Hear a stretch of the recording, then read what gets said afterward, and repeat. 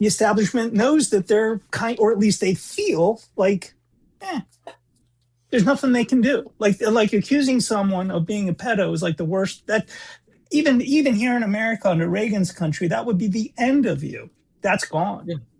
Mm-hmm. Yeah, that would have been at that time. Yeah, definitely.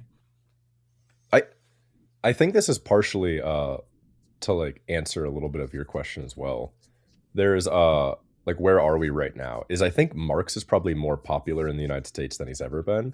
But Marx is also, but it's part of like this like postmodern, I'm going to call it postmodern slop, in that you're going to like cite Marx and then bell hooks directly next to themselves, like next to each other, as if there's no contradiction. And I think that leads to confusion about how the world works, and that what to do with the world in a way that I think one of the things I enjoy about Seymour, by the way, is that I think he actually has a coherent vision, but he takes from a bunch of intellectual traditions to draw a bunch of different intellectual traditions into what he's trying to describe. He describes Arendt a lot. I don't like Arendt at all, but I think he uses Arendt in a way that's effective for his polemic that he's writing about disaster nationalism. But I think so. Oh, I had another. What was it? I had a second thing I was going to say, but I completely spaced as I started rambling about the first thing. No. Oh, the second thing was going to be so insightful. It would have solved everything. I will hope that you get to the second thing when I'll have to listen to it. I'm gonna step away for a minute, but just keep going. I'll be right back. But yeah, I wonder if half the problem that we have today is just like this question about like we don't actually understand the world. We don't. I guess the fascism question is a part of this, but I think there's also. I think to like take Jason's point, I think there's a bit of a disconnect between what a protest is. I mean, I think a lot of people have looked at the No Kings protests as successful, but then I think a lot of leftists have looked at what's happened in Minneapolis as some sort of success. Right. And I don't see any evidence for either of that. I think what's happened in Minneapolis, I don't think had anything to do with ICE. Like DHS is partially shut down right now, and it's been partially shut down because every time the Republicans try to get a budget passed, the Republican coalition is so fractured they can't get a budget passed. So if all the Minneapolis protests can do is say Democrats don't betray the people that voted for you, I don't think that's a very effective use of power, especially considering people died for it. Right. People died for the Democrats to do nothing when the Democrats were already doing nothing. I don't think that's signifying any success. I think that's actually highlighting how ineffective and how unresponsive the current state is to people's demands because of the fact there's no threat of strikes, violence, protest. Yeah, and I think national politics, local, I mean politics in general today is as decoupled from the will of the people as the stock market is to Wall Street, to Main Street. They've both they're just completely decoupled. They have almost nothing to do with each other. But at the same time, they have everything to do with us, right? Like it's a weird, those disconnections are also a big part of the problem, right? And they all go together, right? You have Wall Street, high finance, financialization cubed, and then this political divorce from the people. These two things are communicating with each other, but the people in Main Street, so to speak, aren't, right? And so I think maybe I'm just thinking aloud. I wonder if that has something to do with so-called protests and all. It's just there's just a disconnect, right? There's no, like the No Kings. Well, I didn't actually like that phrase anyway. No Kings. It was just kind of, I don't know. It's like, well, that's not the point, Like, hey, I'll take King Lud. Well, there's a lot. I never thought about this before, but No Kings propped up immediately after the No Oligarchy tour that Bernie Sanders did. Like No Kings is not a response to Trump. No Kings is almost like expressly a response against the leftmost acceptable edge of the current American order. Yeah, and a pushing out. Right, Democrats love to shit on the left, and they only pull on the left when the left has some sort of statement issue that they put their finger in the wind and go, there's political advantage there, and then they shit on the left. They love doing that. Yeah, Bernie Sanders, and like I have plenty of critiques of Bernie Sanders. I feel like I don't have to say this. We're on the Regrettable Century podcast. But it is interesting to me that a Walmart heiress decides I'm going to help fund this No Kings protest immediately after Bernie Sanders wraps up his No Oligarchs tour. And I mean, that's again like why is No Kings not doing anything? Why are people marching in the streets? It's because it's completely captured. It's a completely captured protest movement. It's a completely captured. It's an expression of outrage by people. It's a collective expression of outrage. But No Kings is not going to do anything because No Kings is being led by the people who are in charge. Yeah, and any movements like that, even if they're no matter how legitimate, capture today the CIA doesn't need to do the capture, right? Mm-hmm.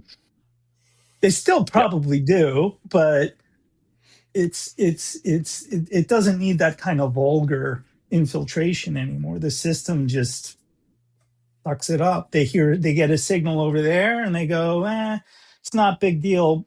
But if it's big enough, as you say, the heirs of Walmart will come along and do it, or the system at large.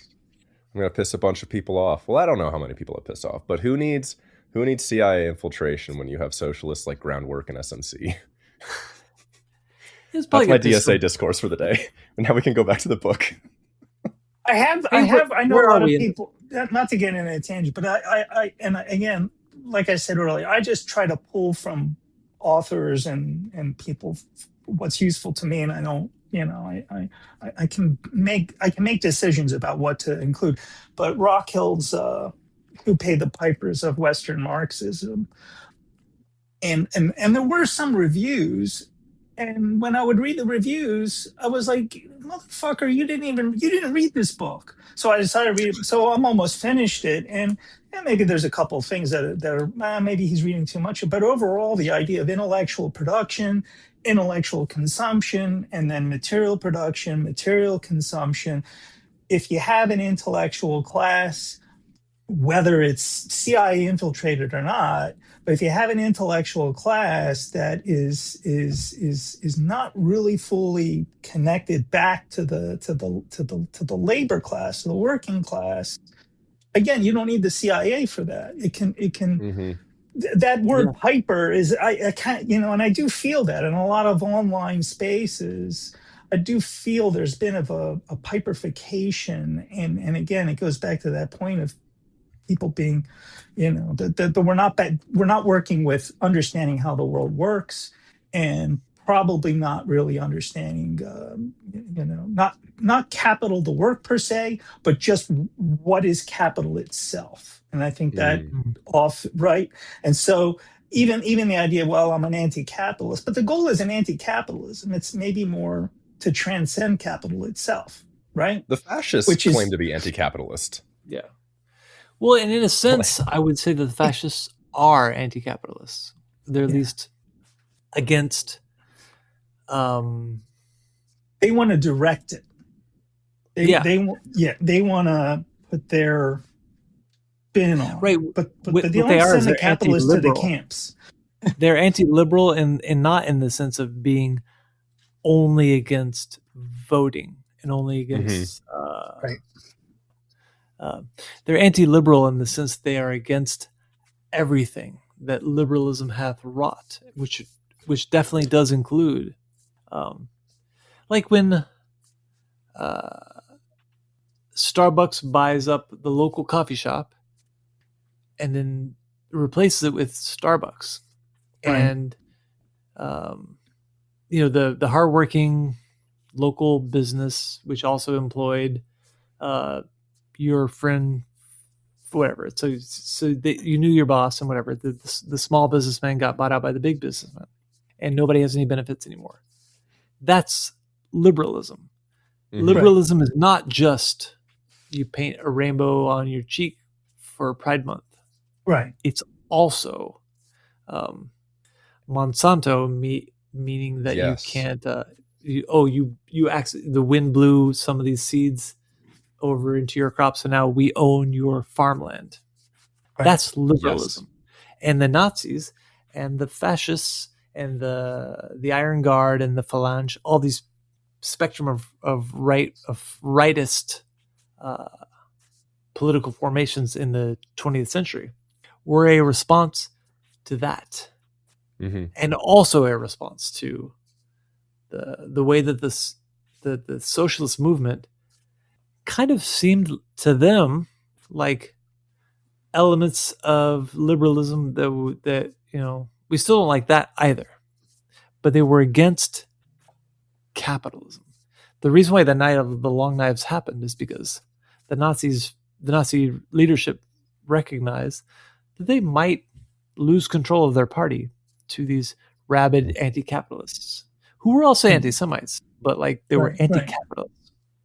Yeah. So, and also anti-decadence, right? Yeah, anti-decadence. The decadence, I think, and maybe why are they anti-capitalist? Is it because they see it, at least partially, do they see it as decadence? This is, this is, it's the decadence maybe of capitalism as a partial. Oh, very much so. Yeah, very much so.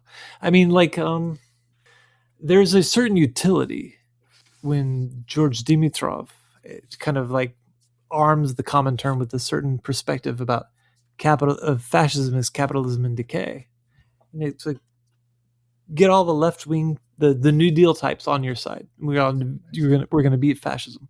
There's a certain utility to that, but for us to just stick with that formulation as fascism is just what capitalism does whenever it's on the ropes, it's disarming in the same way that it was a way of rearming 100 years ago. Now it's disarming for us to say, fascism is just capitalism in crisis, as if the Walton family and the Gates family were gonna put on swastika armbands if their profit rates go down too much. That's a way, I think for us, that's a way of basically deliberately misunderstanding the world and thus not acting appropriately. Yeah. Do we want to start chapter 6? We've been going for over an hour. Oh yeah, I think we should. Yeah. I feel like unless there was other things, like there is some good stuff. There's some good stuff in the rest of chapter 5, but chapter 6 is probably the most recent, or the most like, it's a thing that is like the most currently in the news. I see that with Israel. Yeah. Plus, I think that's like we are at a point in this book where we've been going for a long time. I think it's okay if there are elements of chapter 5 we haven't covered. Read the book. So before we actually like start into chapter 6, I have like a couple, not like necessarily like critiques of Seymour, but I think it's like things that are kind of necessary for context. Not in a way that changes the narrative that Seymour is saying, but I do think are just interesting things that are left out. The first of which being when he describes like a lot of the victims of October 7th, he describes that a lot of them were peace activists, people who were working for peace and very unpopular in Israel. This is like who lived on the kibbutz, like right outside of Gaza and everything. And that is true. But I think it's important, like peace activist doesn't actually mean a lot of things. Yeah. And well, at least like I was out there in 2022. I sat down with a lot of these people across Israel and the West Bank. And specifically like in a kibbutz, or I don't think it actually was a kibbutz. It was a small town. It was like a farming community outside of Gaza, who with a very famous peace activist there who actually like lost her son after October 7th. But the thing that is fascinating about like this area is that it's like a mass, like everybody, all the Israelis who live there are petite bourgeois in every sense of the word. And a lot of the peace activists, their peace, like what the world that they want to come back to is a Gaza that's open so they don't have to bring in Thai migrant workers to work their farms anymore. Right. And I think that, I just think that's like necessary context when we're talking about peace activism. Well, peace for whom and for what? Right? Exactly. Like, right. And also how. Right. Exactly.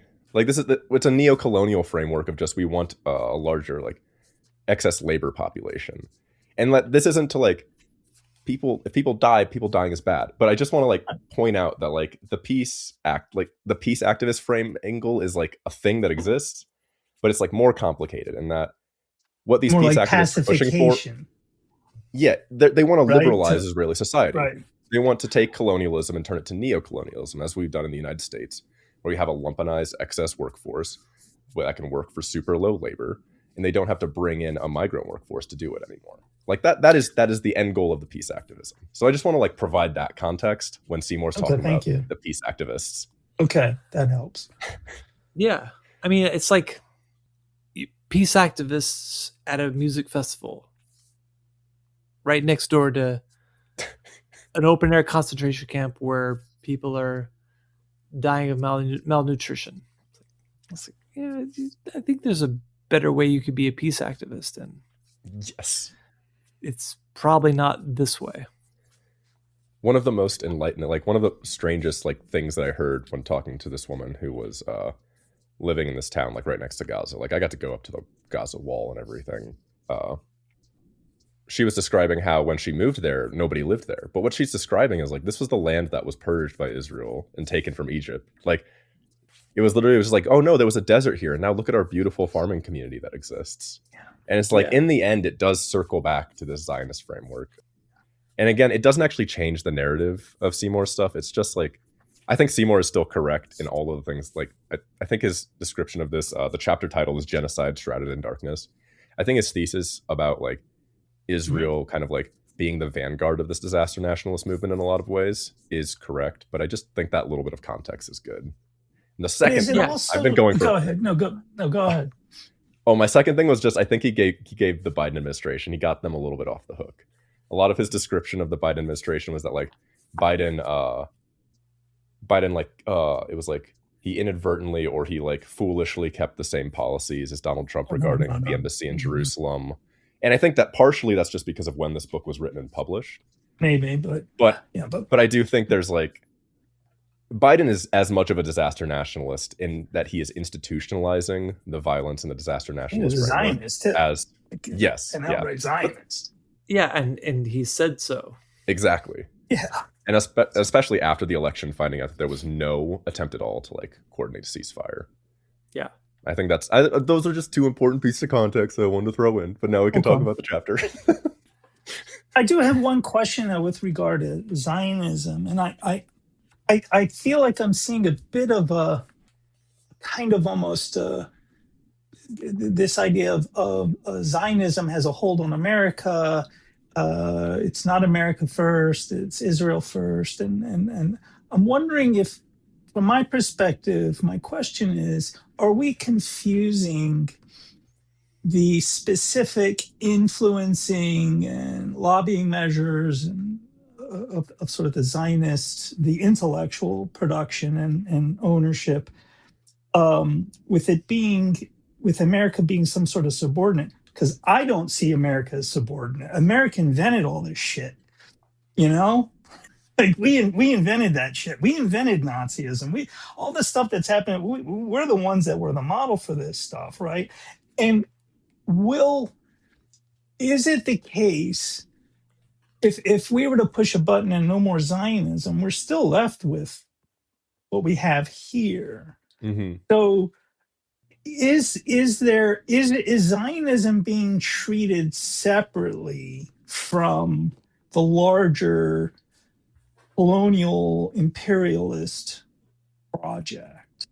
I at least that's what I think I'm seeing this happen a bit. There's this huge, obviously, I think a lot of the Israeli talking points are starting to dissolve, right? A year ago, if you ask somebody, so you don't believe Israel has a right to exist, those little rhetorical thought terminators are probably losing their effect. But will the kind of focus on Zionism put American imperialism and because ultimately, if the U.S. decides to pivot, Israel's done. If the United States just said we don't want anything to do with that this is the zone of no fucks given, and it goes from Israel to East Asia. It goes all the way to Iran. We're going to do our own thing. Bye bye. And I don't know if that's what both of you are seeing. Is there a possible separation here? Is Zionism going to kind of be elevated as if Zionism is the real problem in the world, as opposed to the larger problems that all three of us are aware of? I do think that will be an attempt at a kind of a reframing, a rebranding, even. Like, okay, if someone like Tucker Carlson can be said to represent a variant of American conservative opinion, and if that can be properly expressed in a political campaign, this drawing back to focus on our backyard in this acceptance of a multipolar world where Eurasia is a matter of Russia and China and Iran and whatever. But the Americas, North and South, that's us. That's ours. I could definitely see, certainly with enough of an economic crisis acting as an impulse, I could see that reframing happening, or at least attempting to happen. Well, didn't Hegseth say something about the global South and the global North are the same? I thought he had a speech, I think, and he said something along the lines of basically you have the Americas, right? That Yeah. There isn't a global South; it's all ours. So I wonder if that. Well, I mean that's true. I think that's, but like I mean to take it very seriously, meaning to like actually close all these overseas bases, to actually withdraw from the Middle East, to actually let Israel deal with whatever's going to happen on their own, and to refocus on dominating our half of the world. I could see that as actually happening.